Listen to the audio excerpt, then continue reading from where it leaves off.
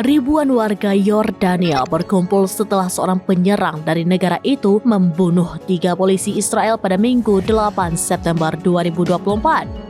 Mereka turut memuji aksi berani penyerang tersebut. Dikutip dari Times of India, ribuan warga Yordania berkumpul dan bersorak di pusat kota. Mereka juga disebut membakar bendera Israel. Warga Yordania dilaporkan menyalakan kembang api untuk memuji pengemudi truk itu. Aksi ini dilakukan seusai insiden penembakan di penyeberangan jembatan Allenby yang menewaskan 3 aparat Israel. Penyerangan dilakukan oleh seorang pengemudi truk Yordania bernama Maher Al-Jazi. Penembakan itu dilakukan dengan pistol dari jarak dekat. Namun seusai penembakan itu, pengemudi truk tersebut juga ditembak mati oleh pasukan pendudukan Israel. Meski warganya memberikan pujian kepada Maher, namun Kementerian Luar Negeri Yordania mengeluarkan pernyataan 14 jam setelah insiden itu. Pemerintah juga turut mengutuk insiden tersebut.